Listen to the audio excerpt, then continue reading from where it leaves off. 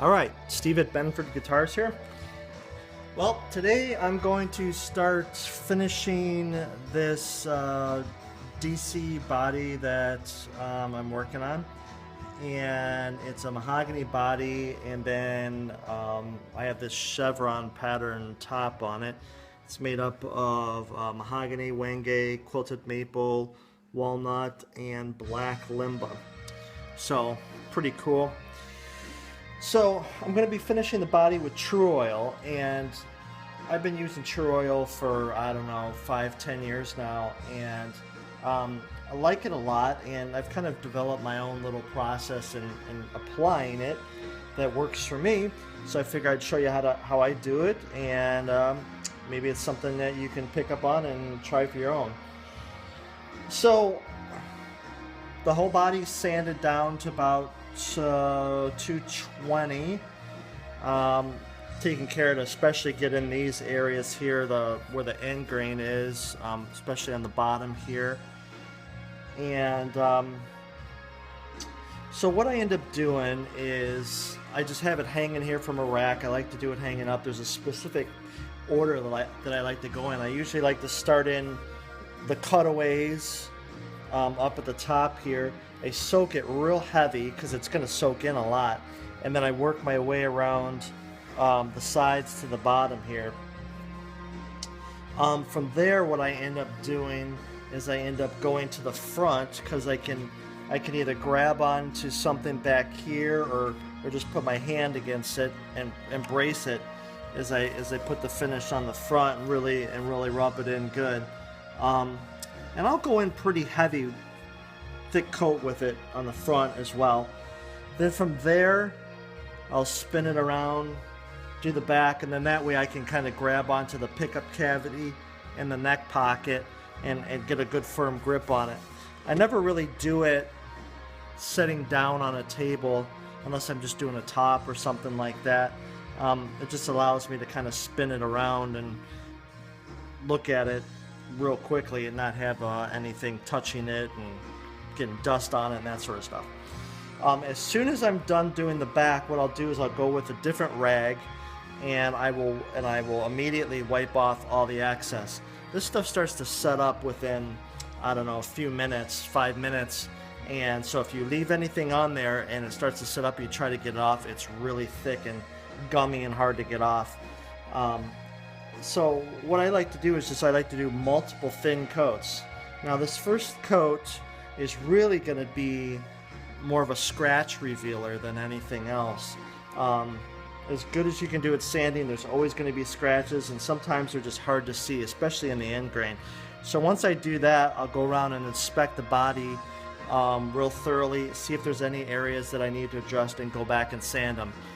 Hopefully, if I did a good enough job at the beginning, there won't be a lot of that left to do. Once you get Tru-Oil in there and you got to sand it, it gums up your sandpaper, and it's really no fun, especially down in here, to try to sand it or resand it. But there's only been a few times when I've gotten close. I've never gotten it where I didn't have to go back and sand something. So it's just kind of one of those things that I learned to accept. So I'm going to grab myself another rag to wipe off the excess, and we'll get started.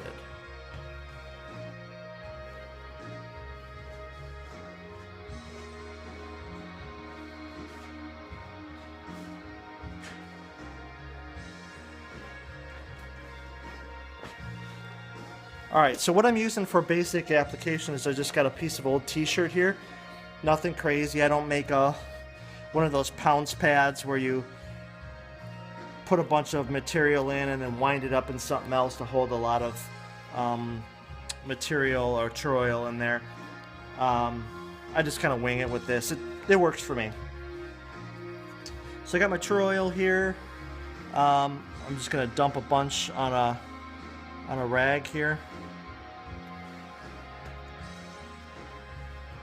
Kind of pack it in there, let it soak in. Put a little bit more on. I'm ready to go.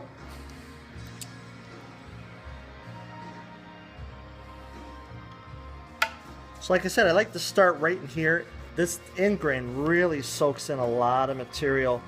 So if I can get that going in there first, usually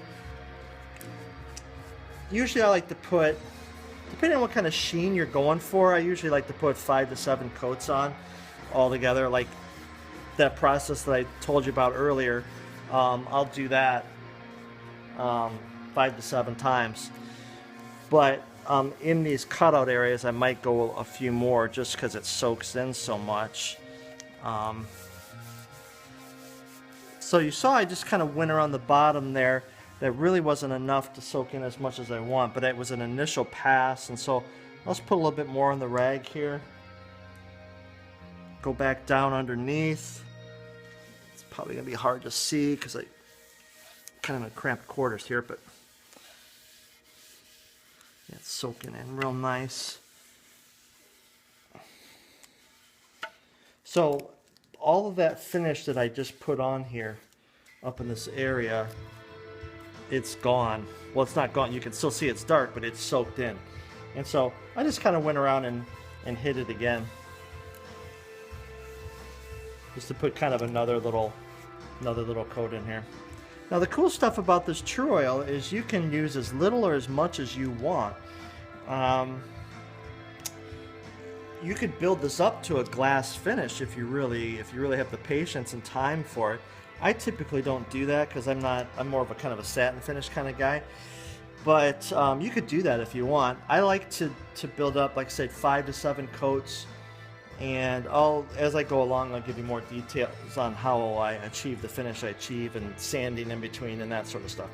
Okay, so now we're on to the front. Pretty anxious to see this because I've spent a lot of time getting the chevron together, and man, what a pain that was to glue up and work out, but get some finish on there. Let's see what happens.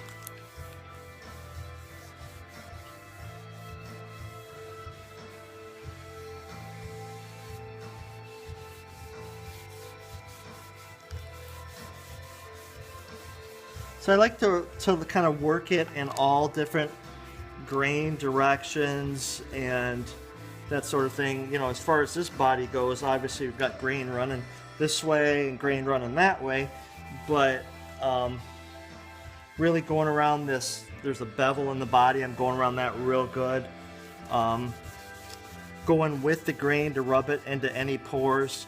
You know, these boards, like the walnut and the mahogany, those have really open pores. I guess the limba does too, but the quilted maple in here has really tight grain, but it's got the end grain from the quilt, so they're going to absorb at different rates and in different ways. So I just kind of like to go in all different directions, and just so happens that I'm dealing with a lot of different woods in one sitting here. Man, it's looking pretty good. Okay, you can kind of see the difference between, well, you really can see the difference between just the unfinished body here and where I have finish already. And it's looking good. Now what I'll end up doing, like I said, is after I put this coat on, I'm going to go back around with the other, with a kind of a clean t-shirt, and just wipe off any excess, any drips or any runs that I may have put in too much material and it's running down the side that I didn't see. Because we don't want that to dry with a run in it. It's not the end of the world, but once you have to sand that off, it's not any fun to try to do that, to repair an area. But speaking of which, that's one of the other cool things about Tru-Oil, is if you later on, if you ding the body or whatever, you can steam out your dent and reapply some Tru-Oil or sand out any damage that you may have occurred in it and bring it right back to the way it looked before, and really no difference.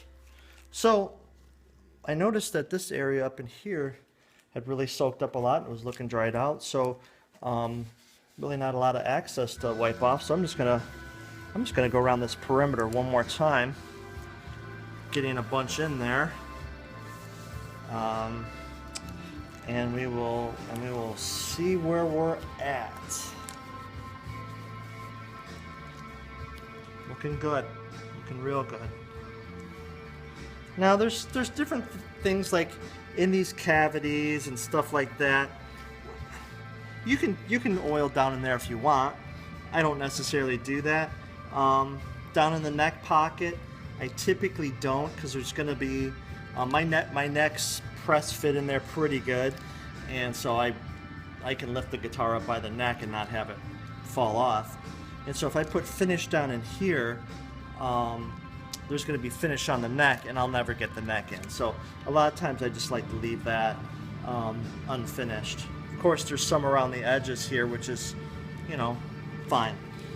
Down in here, this is for a tune-o-matic bridge that's countersunk. You're never going to see down in there, but you know, you could put some down in there if you want. No big deal. Not going to hurt me anyway.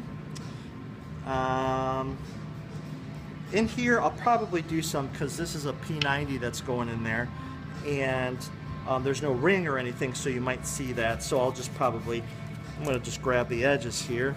So just in case you're able to see down there a little bit, which you can't because the pickup route is pretty tight. You know, and I also like it if somebody takes the pickup out to change out the pickup, or for whatever reason, if they're going to refinish the body, or I'm going to refinish it. But I just like it if you open it up and it looks nice down in there. It's just kind of one of those things. Alright, so I'm done. Take the rag, set it aside.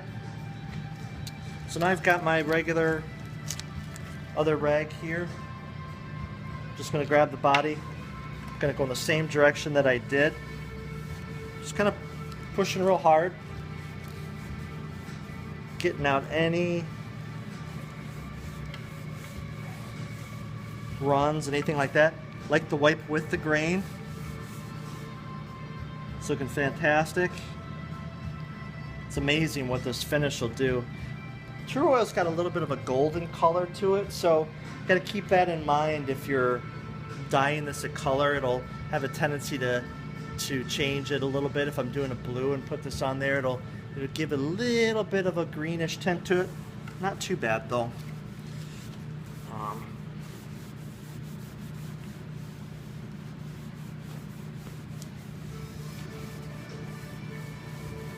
And that's that. Looking pretty darn good. Not sure how it's going to show up in the video, but in person, the colors are very deep and rich. Yeah, finish does great wonders to guitars here, or to wood. So I've got all these little holes down in here for my neck bolt grommets. I'll put some finish down in there. I try not to go too heavy because those are really press fit down in there, and so I've in the past gotten too much in there and had to clean them out a little bit. But just a quick swipe, and even these don't need it because they're flush against the body. This down in here on these edges would probably need a little bit, but away we go. So what's going to happen is I'm going to let this dry for, I don't know, an hour or two, and then I will probably come back and hit it again. Dry times may vary depending on where you're located and what your temperature's like and all of that normal stuff. I find that for me, I can get away with everything in doing another coat in a couple of hours. Now, that's all dependent on whether I find any scratches or not. Today, what I'll probably do is I'm just going to walk away, come back tomorrow, and see where I'm at and evaluate it for any scratches. If I find any, I'll sand it out. I'm actually seeing a little bit right here I'll probably have to work on. And down in here where I was worried about, because there's ingrain here, what a pain that was to sand. Looking pretty good. So what I'll do is I'm going to come back tomorrow, sand out any scratches.